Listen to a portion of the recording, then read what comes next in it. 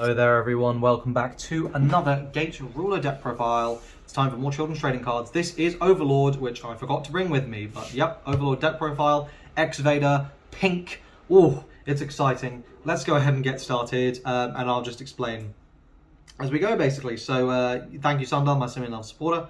We're playing 4 copies of Cthulhu. Let's be real, the only reason you are playing this deck is because you want to play with Cthulhu. You want an 8/8/4.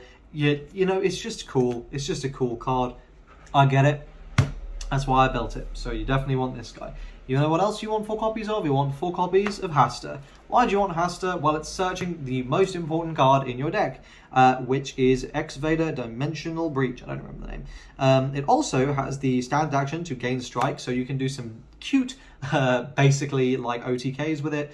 Like I have got this thing to like 8 strike before, which has been pretty fun. But yeah, so you know, that's your big size, your big level 3 lineup. You need to have that. You need to have those.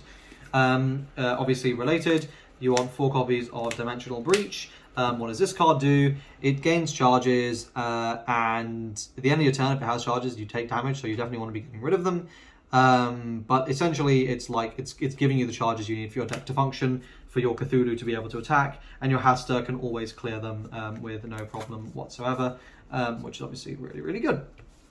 But that's not all. We also have 4 copies of Noisemaker. What does Noisemaker do? Noisemaker says standard action, put a charge on the bottom of your deck, choose an enemy unit and deal 2 damage to it. So you can also burn off all your charges by having some removal through this card. The stats are pretty meh, but it does do the removal that you might need. We have also got one of the best legends in the game. Whoops, not that. This guy. I love this card. So the counter is either your opponent discards 2 or you choose an enemy card and display and destroy it, which is like really, really good. So either way, you're like massively negging the opponent. That's what she is as a counter. Then it gets removed from the game because of Liar's Moon. But then when it enters play, you choose up to 2 Exvaders and you add them underneath it as charges.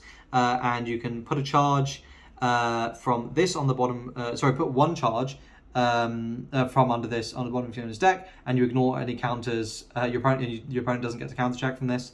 And when your opponent plays an event of level 1 or less, you can also just put a charge from under this on the bottom of your opponent's deck and negate the event. So this is like a null plus like a guaranteed damager. It's just a really nice finisher. But arguably it's kind of better if you just have this on board and then you go for like a kill with Hasta, because like if they try and play an event, you just null it, which is obviously really, really good. Yeah, this card is amazing. I'm going to play 2 Nyarlathotep. This card is like fine. It's definitely not as good as I initially thought, I think. And whilst it's like synergistic, the synergy also kind of doesn't really do anything. It's not a bad card, and you're like never really angry to see it. It's just like it's just fine.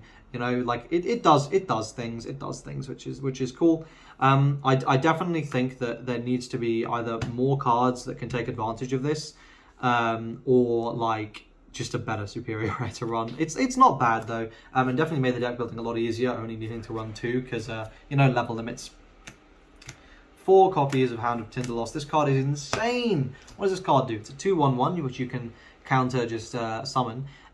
TD, choose an enemy unit of level 1 or less and add it underneath this as a chart. So you just yoink something, which is pretty nice. And if you're playing an Endringer from your hand, you can banish this from the graveyard, and if you do, you reduce the cost by 1. So obviously that isn't relevant in Overlord, but this is just a thing that you can just summon. It can give you additional aggro. Sometimes you are just 1 damage away from winning the game, so this can help you close that out. And it is something that can literally yoink defenders, because what do we primarily see in the defensive zone is level 0s and it's level 1s, and this can steal both of those. So yeah, this is a great card. Next, I'm playing 3 copies of gold and 4 copies of Silver Knight as the combo. So I believe these cards go together. Yeah, like that. Can't really see it, but yeah, they go together. So basically, silver is, I think it's DR3. Yeah, you DR3 Exvaders and you pull out one of these from your deck and special summon it. So you play more copies of silver because you want to see silver, and this becomes a big boy defender, which is obviously nice. Next, we play 3 copies of Replacement Phenomenon. This is a very nice card that's basically going to let you gain charges when you need them to activate any of your effects basically. And sometimes you just really need charges, so this is just a good option to have to just slam down when you need it. That's it for the Exvaders. Onto the Wonderverse support. So 2 copies of Milky Way Patrol. This you play this for the counter, which is choose an enemy unit and exhaust it. You could absolutely play Space Cave here in place of this. You can't ever use Space Cave if it ends up in your hand and you have no real discard outlets. So I mean, like, it's not the best, but it is a better counter. So I mean, up to you. I'm playing this just because sometimes, like, you just want a body. You can throw this in defensive. It's a thing. 4 copies of Holy Grail. Lady of the Grail. So this is in immediate timing. You can when you're directly attacked, you can just normal summon this to a defensive zone, and it's a 4/4/1, and all damage is English. It reduces all damage you take by 1. So that's obviously 2/1 or by 1. By 1, yeah. Which is obviously really, really nice at stopping burn, which is a major problem deck this format. And it's a 4/4/1, which means that you're actually realistically gonna be able to stop more than 1 attack, which is quite nice. Card is good. We play 1 SMH just to get the extra 2 levels that you need. Then we're playing double Dash Jordan. I really like this card. You can summon it to do some removal. You can summon it for extra aggro as well, I believe. Oh no, sorry, just Sentinel summoning. But yeah, like, it does 3 extra damage. You can, if you check it for Giant Killing, it can nuke level 3s. It's got good stats. Yeah, it's just a good card, and I'm a big fan. And we are finishing off 4 copies of Space Ure. You all know why this card is really good. And 4 copies of the 2 paths. Draw power plus just removing counters is insane, and anyone who thinks it isn't is wrong. And there we go. So that's it. What do I think of the deck overall? It's not super good, but it's fun. It's really fun.